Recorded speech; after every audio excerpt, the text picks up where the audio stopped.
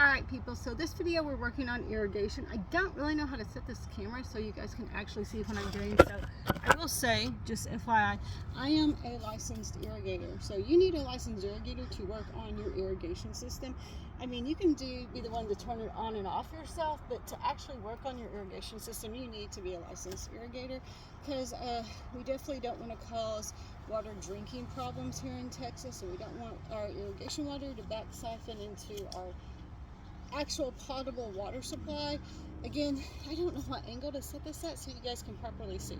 So anyway, I don't want you like, again, these are all raw, unfiltered, let's work on crap at our house kind of videos, so in the garden. So you know, this may not, you know, be the most polite video you've ever seen, because I'm literally here in the dirt working on stuff.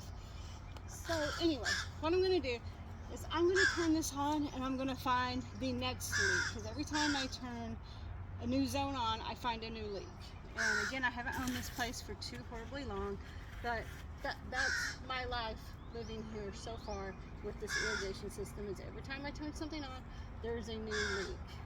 And there's so many lines going into here, like I can't even tell you guys how many lines there's going in here. I know this thing was built like 1980s, but still there's just so many lines, so much crap going on in here.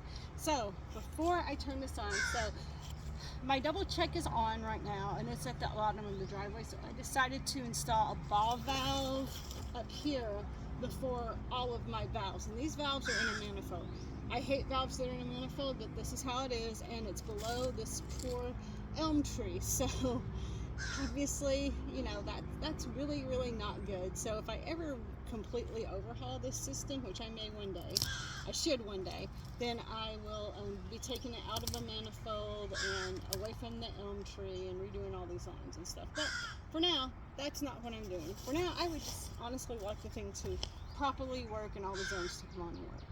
So what I'm going to do first, before turning this ball valve back on, is I'm going to open up a whole bunch of valves here. The reason I'm opening up a whole bunch of valves here is because the pressure may break something in here if I don't, because there's a lot of water pressure coming through, so I don't want anything to break. So first of all, I'm just going to open up valves. Now these valves, these old green valves, I don't know if you can see them, you can't really see them. Oops, sorry.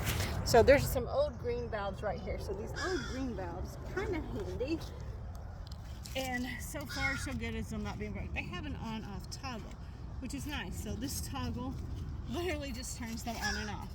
And you know how many times I've dug these out? Like so many times. And it just like gets all this crap, all the sand, because I don't have soil, I just have sand out here. So all the sand just keeps on piling up around them. I don't love that, but that's my life right now. So anyway, and a whole bunch of wires here. So much fun. So first of all, I'm going to turn valves on.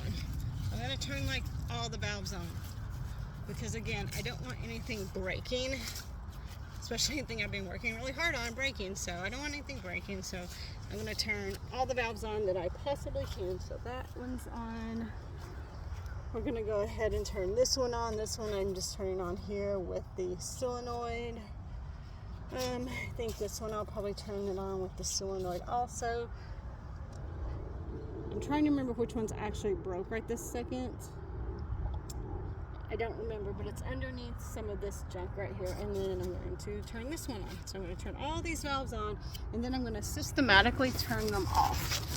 So here I'm just going to turn this on slowly, very slowly. You hear the water running. So you hear water running through these pipes. It's not hammering, that's good. The water not hammering is a good thing. So I'm going to turn on a little more. Again, very slowly turn your water on when you do this, okay? Alright, so now it's all the way on, so I'm going to systematically start turning off all of this. So I'm going to turn you off. It's so nice how easy it is to turn these on and off. Like, I've never dealt with these before, but I've dealt with a lot of larger stuff, so that's a thing. Alright, now we are going to, I see water's running, which is probably good. So now we are going to start turning things off. So I'm going to turn this one off.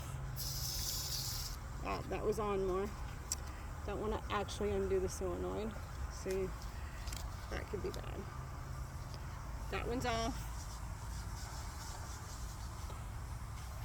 Doesn't sound like it's off, but it is. This one may not be the kind you can turn on and off like this. So let's go ahead, turn you off. So you see everything's off now. But I need to see where there's a leak. So the leak is over here somewhere. You hear that? That's being turned on. Right there. You see that leak right there? Oh, right there's my next leak. Yay, I found it. Kind of, yay, right? Like, I don't really want to find the leak, but it needs to be fixed, so I've got to find the next leak. All right, so now that I know where the leak is, I'm going to go ahead and turn my ball valve back off. Everything is turned off now. These lines will empty because my lowest head is down there, so the lines will empty pretty easily. So now I'm all the way up here and I've got to dig this up and I've got to find my leak.